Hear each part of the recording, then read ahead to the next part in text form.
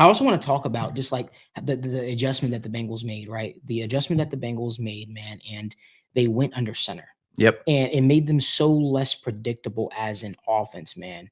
Um, it was huge, man. It was huge, and it showed that they can do it. And hopefully, people saw today that the offensive line is no longer this glaring weakness on the Bengals football team that it used to be. And I feel like a lot of people, a lot of people who aren't familiar with the Bengals, who don't keep up with the Bengals, it's an easy thing to throw darts at and say that's an issue on the team.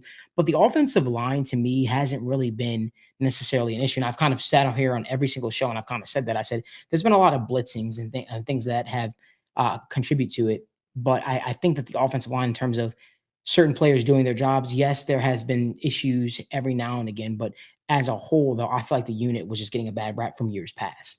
And I feel like today, the way that they showed up and showed out was huge. And a lot of movement that they got, uh, in the interior on the edges to help spring Joe Mixon to have a big game that he had, to help spring, Joe Burrow and give him time to find his open wide receivers, man. I just think that we need to talk more about how good of the offensive line has been. But I feel like this was one of those games on a national scale where people are starting to see it.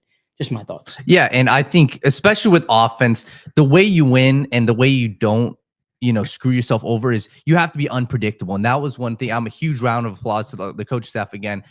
The turn for me in this game was, like it was the Tyler Boyd end around. It was I think it was a 3rd down, 3rd and 2, Tyler Boyd end around. You get the first down, boom, keep the chains moving. That's something that keeps the defense on their toes. It keeps them honest, because I'm telling you guys, the Bengals offense, when they've struggled, it's because you're predictable. It's because you're going to have a Jamar Chase comeback route. It's because you're going to have a Joe Mixon screen. But this game, you saw a complete offensive performance, right? You saw T. Higgins down the field. You saw Tyler Boyd in the middle of the field. You saw Irv Smith. I'm sure we're going to have this conversation, but you saw Irv Smith get involved, right? Then you saw Joe Mixon out of the backfield. Then you saw Jamar Chase. And then you saw Joe Mixon as a runner. I'm telling you guys, put yourself in the defensive coordinator's position, right? You're facing 2 different teams. One that has 1-star receiver and doesn't run the ball, or the other that has a star receiver but has 3 other receivers, has a running game, has a screen game. Which one's harder to stop?